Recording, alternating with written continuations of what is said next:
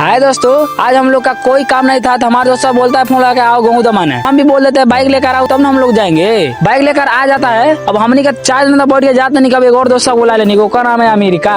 अब अमेरिका नाम बाटे तो कामों बहुत फास्ट करी। अमेरिका जैसा टेक्नोलॉजी में फास्ट कर उससे गेहूं दमा जाए तो बहुत फास्ट करी। हमनी के पहले नहीं के हाफ टी शर्ट दोस्तवा घर जाके हमनी के ले लेनी के एक गो पहिरे वाला फुल एक मिला तो ले लेला जर्सी है। हम ले लेनी एगो शर्टवा 5 जन जैसा नहीं बोल के जात रहनी के बाबू कहला कि भैया हम चलो। अब ओके कैसे एडजस्ट करियो के साइड में बोक हमनी के ले जाने के आ साइड में बोक के खेते में उतार देने के। देखा ये बाबू रहल जोन की हमनी के संगवा बैठ के जात रहल पीछे लूज के आ देखा हमनी के खेते में आगे बानी के ई रहने जाना हमारे दोस्त के घर वाला। और देखिए गेहूं अभी पड़ा है। जैसे हम परिचय करानी अपन दोस्त के घर वालों से केरवानी में हमें देखे के मिले लगा अजूबा। चलो ताने पच हम दिखाओ तनी। जैसे केरवानिया में घुसे नहीं देखे नहीं कि केरा बहुत फूटल बा। एगो केरवा में नजरिया आला तो देखे नहीं ओकर हाफ डिलीवरी में रुक जाला। देखो तो जैसे हम केरा दिखाई नहीं वैसे ही टटरो आ जाला।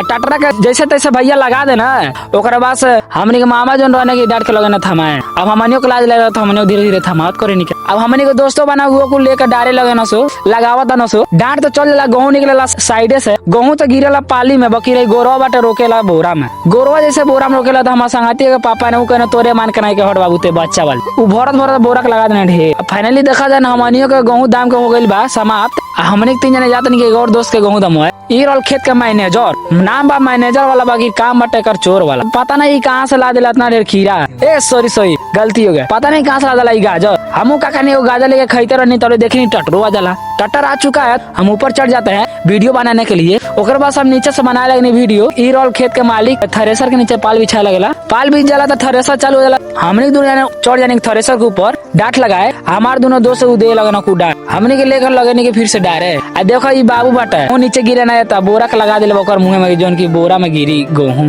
एक हालत देखो केन होता है।